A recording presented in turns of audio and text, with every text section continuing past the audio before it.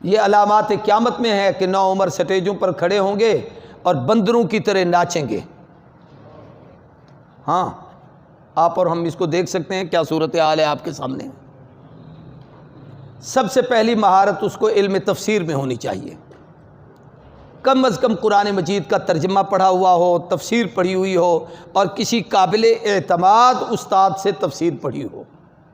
واعظ کی خصوصیات، کن خصوصیات کے حامل کو تبلیغ کرنے کا حق حاصل ہے، یہ جو میں مضمون آپ کو لکھوا رہا ہوں، امام ابن جوزی نے کتاب لکھی ہے تحفۃ الواعظین، اس میں نقل کی ہے، اور اس کو حضرت شیخ عبد القادر جیلانی رحمہ اللہ نے اپنے ملفوظات میں نقل کیا ہے کہ واعظ کہنے کا کسی کو حق نہیں جب تک اس میں یہ صفات نہ ہوں۔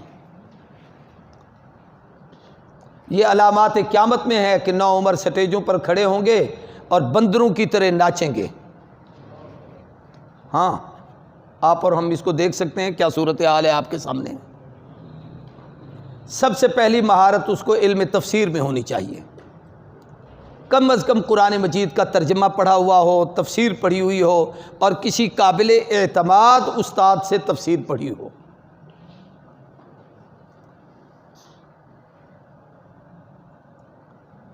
دوسری مہارت علم حدیث،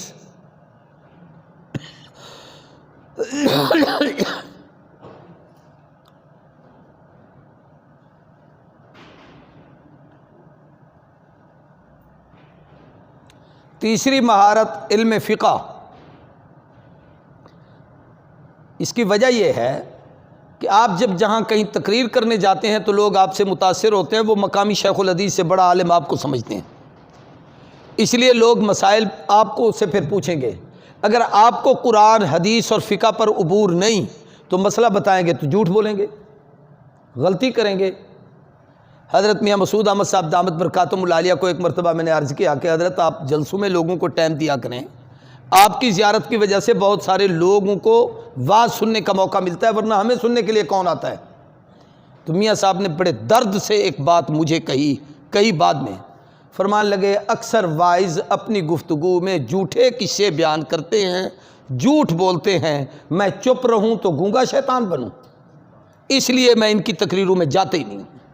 جس پر اعتماد ہوتا ہے اس کا نام کہتا ہوں کہ اس کو بلاؤ، اس سے سنو، تو وہ پھر یہ ہے کہ بھئی اس طریقے سے حضرت یعنی اکثر مجھے پیغام بھی دیتے ہیں، حکم بھی دیتے ہیں، فلاں جگہ جاؤ، فلاں جگہ جاؤ۔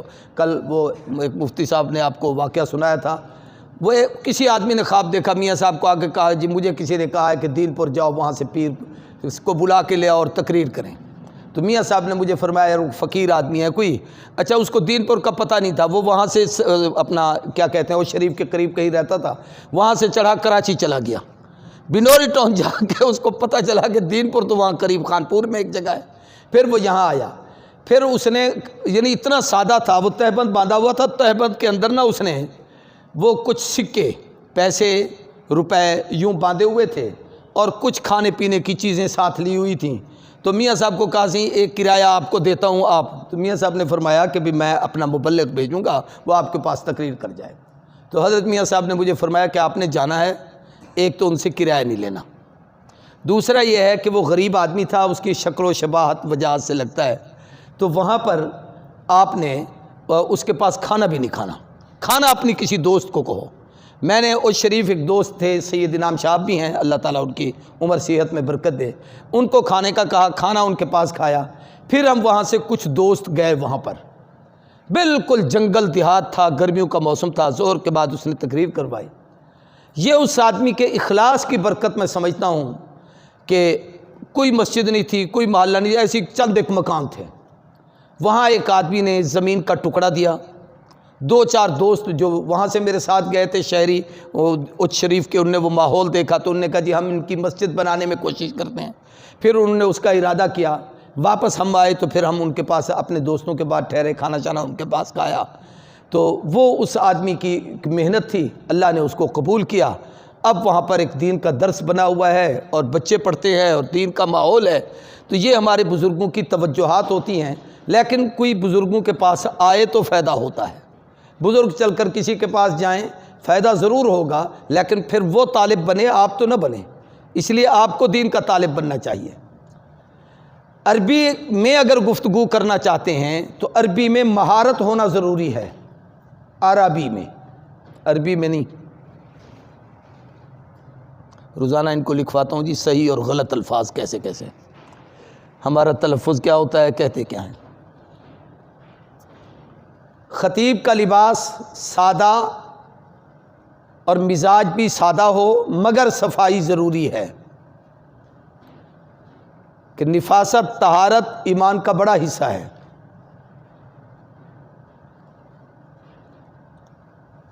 آپ کے تکلف کو دیکھ کر لوگ یہ نہ کہیں کہ مولوی شوباز ہے، اس لیے وہ تکلف نہ کریں۔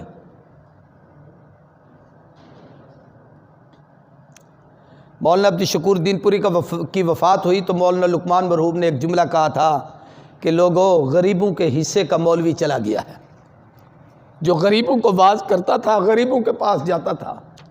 یہاں ظاہر پیر کے قریب ایک قصبہ ہے غوث پور، وہاں مولانا دین پوری آئے، میں اس زمانے میں ظاہر پیر پڑھتا تھا، چھوٹا ہوتا تھا، ہم بھی تقریر سننے گئے، گرمی کا موسم تھا، تو حضرت دین پوری باہر بیٹھے ہوئے ہیں ایک درخت کے نیچے، اور جناب والا وہ چٹنی بنائی ہوئی ہے، مرچیں ہیں اور تھوڑی سا لسی ہے، اور جناب روٹی گھر سے مولوی صاحب لے آئے اور اسی کے ساتھ کھا رہے ہیں، اور ظہر پڑھ کے 2.5 گھنٹے تقریر کی اور اس مدرسے کے لیے سارا نظام پورا کیا۔ تو یہ ہمارے اکابر کی ایک بڑی محنت ہے، اس میں جانیں لگی ہیں، آج ہم بڑے تکلفات والے لوگ بن گئے ہیں۔ طمع اور لالچ سے بے نیاز ہو۔ قرآن مجید میں ہے وَلَا تَمْنُن تَسْتَكْثِرْ، لوگوں سے امید نہ رکھو۔ کل میں نے آپ کو بتایا تھا سورہ مدثر کی ان آیات میں طریق تبلیغ ہے، یا ایھا المدثر قم، کھڑے ہو کر تبلیغ کرنا، فانذر، خوف خدا کو غالب رکھنا گفتگو میں، طنز مذاق نہ کرنا، ربک فکبر، اللہ کی کبریائی بیان کرنا، اس کی عظمت، جلالت اور وحدانیت کو بیان کرنا، ثیابک فطہر، اپنے لباس کو صاف ستھرا رکھنا، والرجز فاہجر، اپنے ماحول کو آلودہ نہ کرنا، آوارہ لوگوں، گپی لوگوں اور بے ترتیبے لوگوں سے گپ شپ لگانا، ان کے ساتھ بیٹھنا، اس ماحول میں ڈھلنا، یہ آپ کی عزت کو خاک میں ملا دے گا۔ وَلَا تَمْنُن تَسْتَكْثِرْ، لوگوں سے واہ واہ کی امید نہ رکھو کہ تقریر کر کے پوچھو سناؤ والا آج کیسا رہا، آج تو میں نے فلاں کے خلاف ایسی باتیں کہہ دی ہیں، یہ عظمت نہیں ہے۔ وَلِرَبِّكَ فَاصْبِرْ، جب لوگ آپ پر تنقید کریں تو پھر اللہ کی رضا کے لیے صبر بھی کرو۔ یہ سب سے پہلی وہ آیتیں ہیں جس میں حضور کو تبلیغ کے اصول سکھائے گئے ہیں، تو مبلغ کو ان اصولوں کا پابند ہونا چاہیے۔ سامعین کا دھیان رکھیں، اپنے میزبان کی غلطی کی وجہ سے انہیں نظر انداز نہ کریں۔ مثلا میرے میزبان مولوی صاحب ہیں، ہمارے خالد صاحب، اس نے مجھے روٹی نہیں کھلائی، سٹیج پہ لے گیا، میں ایک مثال دے رہا ہوں، یوں نہیں کہ ایسا ہوا ہے، تو میں کہوں اچھا اس نے روٹی نہیں کھائی، میں ان کو تقریر نہیں سناتا، یہ تو بیچارے کہاں کہاں سے آئے بیٹھے ہیں، اس کی وجہ سے ان کو نہ کوسوں۔ جب ان میں بات کرنی ہو تو پھر کھول کر دین کی بات کرو، ان کے طباع مزاج سامنے رکھ کے اب اس کو نظر انداز کر دو، وہ آپ کا اور اس کا آپس کا معاملہ ہے، بعد میں ہو جائے گا، لیکن ایسا نہیں۔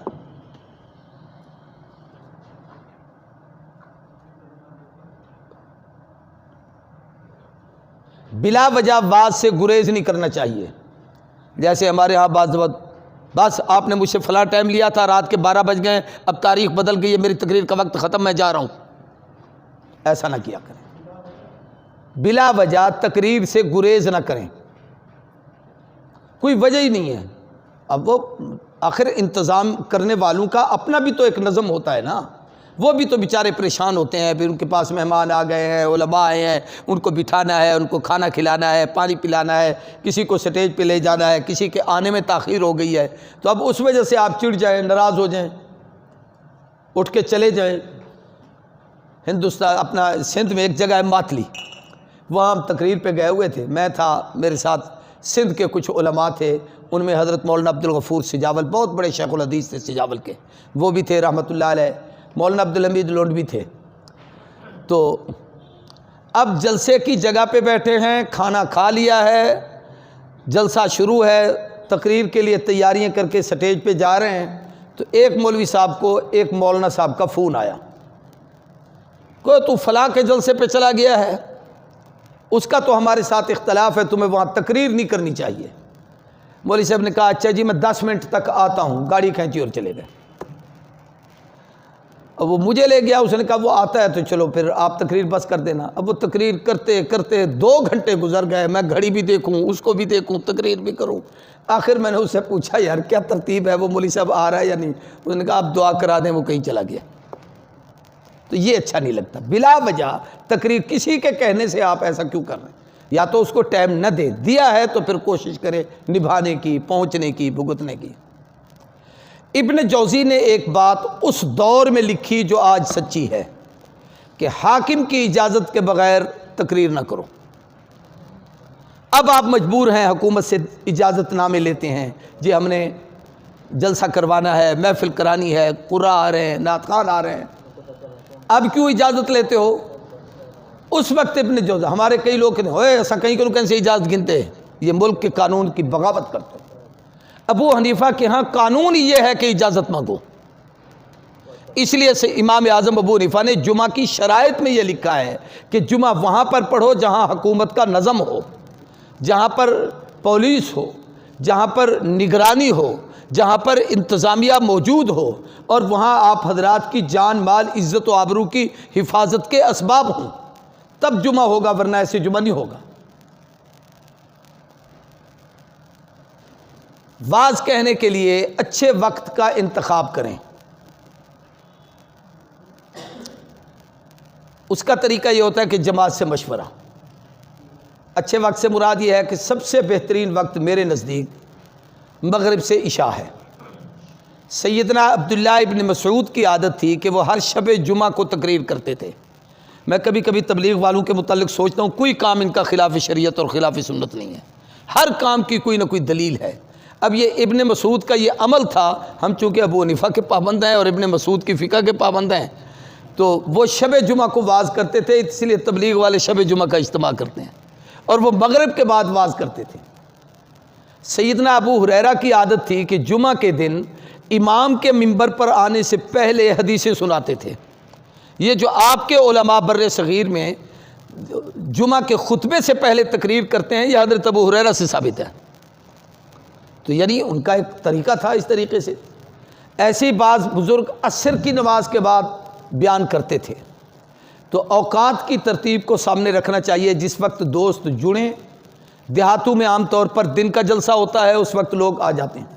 شہروں میں عام طور پر رات کے وقت کو لوگ فارغ ہوتے ہیں اور وہ سنتے ہیں، لیکن پوری رات ان کو جگانا تاکہ اگلے دن وہ کاروبار نہ کر سکیں، یہ زیادتی ہے۔